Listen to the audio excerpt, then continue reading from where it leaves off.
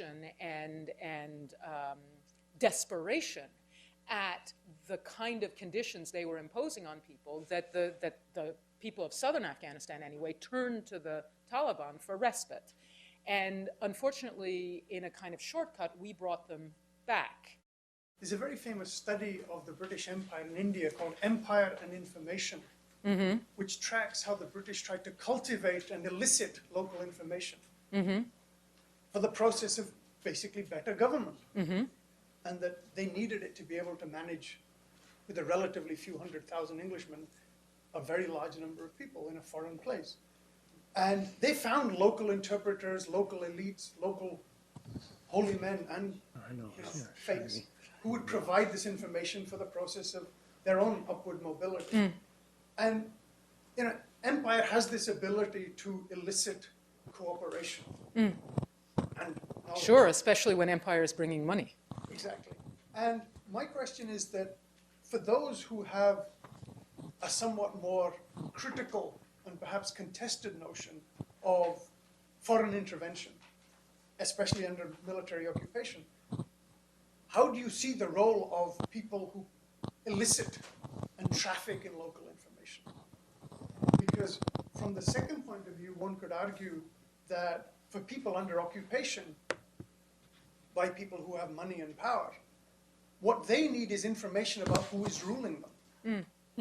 And that the success of people like Gandhi and revolutionary movements and national movements was to actually bring into play among local communities a better understanding of those who are governing them. And I'm just trying to see where you see activists and NGO workers fit inside that way of looking at it. I understand the point you're making. I'm not quite sure I understand the question you're asking me. And I guess my experience has been that Afghans understand foreigners much better than foreigners understand Afghans.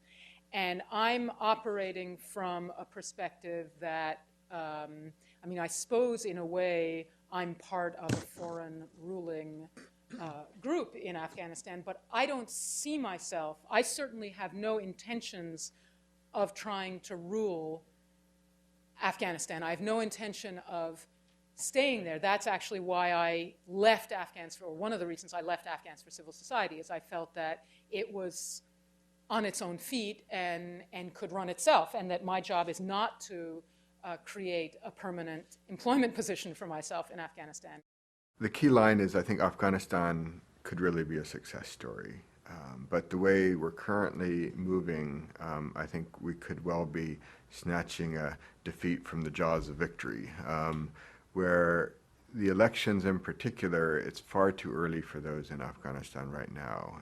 It's a country still, we're outside of Kabul, warlords dominate, drug lords are increasingly playing an important role, and elections held right now, to me, especially parliamentary elections, are inevitably going to be won by the very individuals who are responsible for much of the last 20 years of conflict in Afghanistan, in particular the warlords. And elections now, I think, are going to they're going to win because they have the guns to intimidate, they have the money to buy votes, and they hold power. And I think elections are going to then bring them into parliament and legitimize their role in Afghan politics. And after that, I think it's going to be very difficult to push a reform agenda and to move forward in terms of a new political order for Afghanistan. Andrew Wilder runs the Afghan Research and Evaluation Unit, an independent policy research institution in Kabul. For many, the current government is a rather unsavory cast of characters in many ways, with some notable exceptions. But many of the perpetrators of war crimes, warlords, drug lords, people who are responsible for much of the conflict of the last 20 years are sitting firmly in place in cabinet ministries within this government. So I think it's a fair question for some NGOs to be questioning, do we want to be playing a frontline role in strengthening some of these ministries and some of these individuals?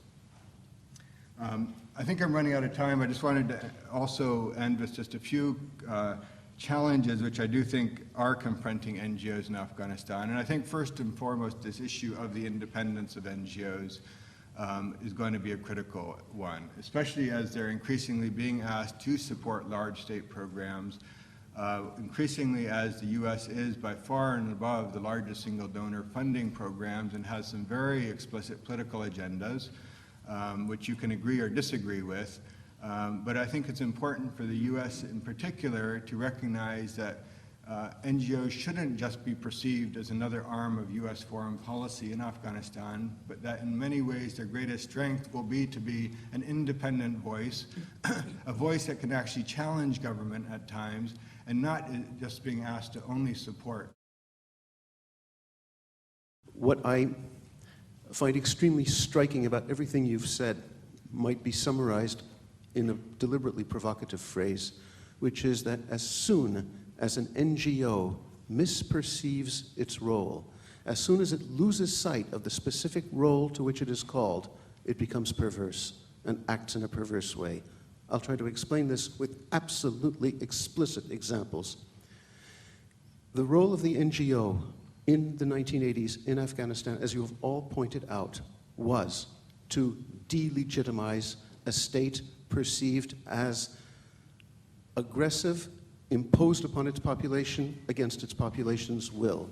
Therefore, all NGOs working in Afghanistan at that time, which were funded mainly by the United States, were used and accepted being used to delegitimize a particular state.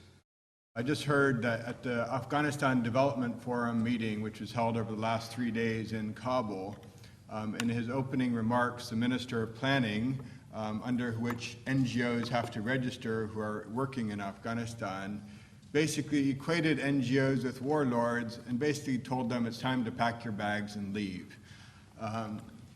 That is the attitude of many within the government, but also increasingly among some donors, a remarkable turn of attitudes towards the role of NGOs in Afghanistan.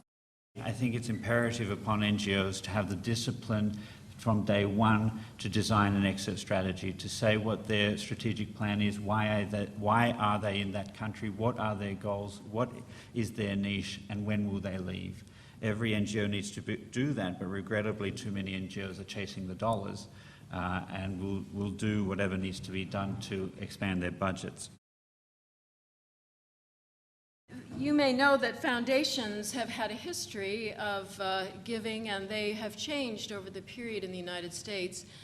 They started out in some ways as charities, then they thought that looking at the root causes, instead of giving a fish every day, you give a person a fishing pole and they can fish for their own fish. And then it's moved to probably about simultaneously an idea of social engineering based on information, the collection of information, especially about poor people and what they need in terms of sanitation and hygiene in the United States. And then I think more recently, and perhaps Ford has been the most active here, is empowering individuals and organizations to act on their own behalf, to participate more fully in a pluralistic society in the United States. I think that these are probably going on still simultaneously. I think there's some still charitable giving. There are a variety of foundations, and certainly we can't encompass all of the varieties of giving that are called American philanthropy. But it's clear that philanthropy did pretty well originate, or at least the modern form of it, in the United States, and that presents certain peculiar features, especially when you think about how that money is deployed in other countries with somewhat different traditions. I think there are two conversations, the Western discourse and the third world stroke developing world stroke Muslim discourse. And I think, as I mentioned, the question of moral accountability to a higher authority by many civil society entities in the Middle East is something that we still are not discussing, and perhaps ought to be in relation to what I call the globalized local. NGOs generally in the Muslim world, and that's what I suppose that's really my area, really see themselves not accountable to the autocratic governments under which they function. It's a very uncomfortable relationship, and they look for leadership from Western NGOs. So therefore, there is then that dynamic of the relationship between Western NGOs and grassroots civil society in countries like Afghanistan and now, of course, very importantly in Iraq. But I don't think it's a new question.